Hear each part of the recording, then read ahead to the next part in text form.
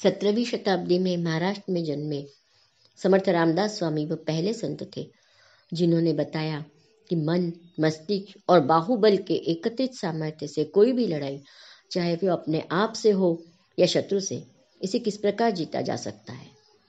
इनका यह मार्गदर्शन उन्होंने श्लोकों के माध्यम से किया, जो बच्चे, बूढ़े, युवा सभी वर्ग के लोगों के लिए अत्यंत लाभकारी है।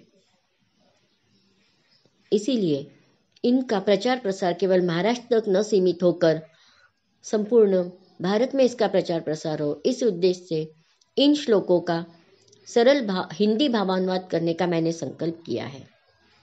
मुझे पूरा विश्वास है कि आप मेरे इस वीडियो को लाइक, शेयर और सब्सक्राइब करके मेरे इस कार्य में मेरी मदद करेंगे। इस श्रृंखला की यह 11वीं कड़ी। मूल मराठी श्लोक।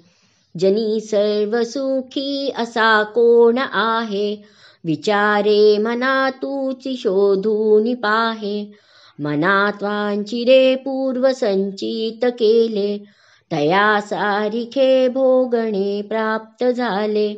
हिंदी अर्थ। संसार में संपूर्ण रूप से सुखी कौन है? रे मन, अपने आप से प्रश्न कर। जैसी करनी वैसी भरनी, यही सत्य है, स्वीकार कर।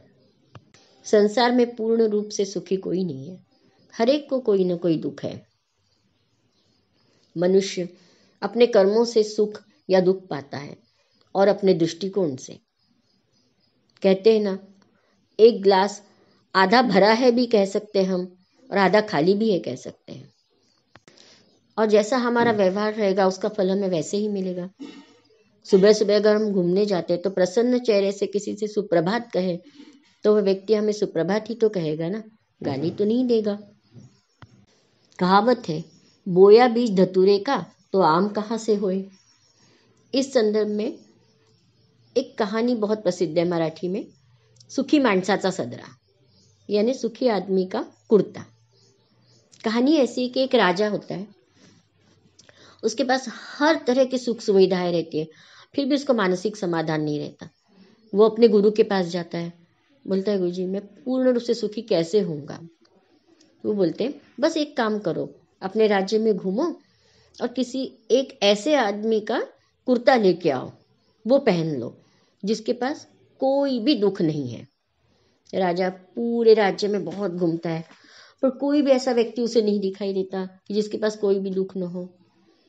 किसी धन संपत्ति कम है, इस बात का दुख है, किसी को पुत्र नहीं है, इस बात का दुख है। घूमते घूमते आखिर वो एक आदमी के पास पहुंचता है। वो बहुत ही शांत चित्त से सोया हुआ दिखता है उसको। वो उससे पूछता है, क्या आपको कोई भी दुख नहीं है? वो बोलता है, किस बात का दुख होगा मुझे? मेहनत करता हूँ, रात में चैन की नींद सोता हूँ, मुझे कोई व्याधि नहीं है, कोई बीमारी नहीं है।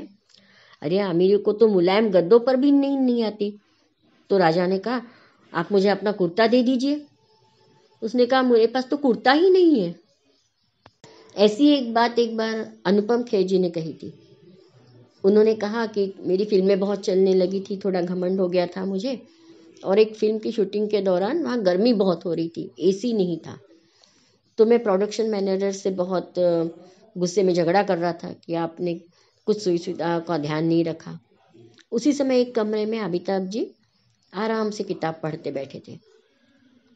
उनसे मैंने पूछा, आपको कोई तकलीफ नहीं हो रही है? तो शांत चित्त से उन्होंने जवाब दिया, सोचता हूं तो होती है, नहीं तो नहीं। इसी तरह हमारा दृष्टिकोण जो है उसी के अनुसार हमारे जीवन की दिशा नियत होती है। हमारे पास जो है उसका यदि हम पूरा पूरा उपयोग करें अपने आप को सुखी रखने के लिए, दूसरों को सुखी रखने के लिए, तो हमारा जीवन निश्चित रूप से सुखी होगा। जो हमारे पास नहीं है उसकी चिंता करते रहे तो हम हमेशा दुखी ही रहेंगे। दृष्टिहीन अनघा मुड़क, जब उसकी दृष्टि गई, वो निराश हो गई थी, तब उसके परिवारजनों ने उसको समझाया, तुम्हारी आंखें गई हैं, तुम्हारा दिमाग, तुम्हारी स्मृति, किसी चीज को याद करने की तुम्हारी क्षमता, वो तो शामिल है, अभी साबुत है ना, उसका उपयोग करो। उसने उसका उपयोग किया आज वो बहुत बड़ी एंकर है महाराष्ट्र की।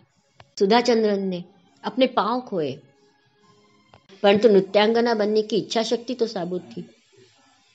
उसके बल पर वो बहुत बड़ी नृत्यांगना बनी। इसलिए हम भी हमारा दृष्टिकोण हमेशा यही रखेंगे कि हमारा ग्लास आधा भरा हुआ है।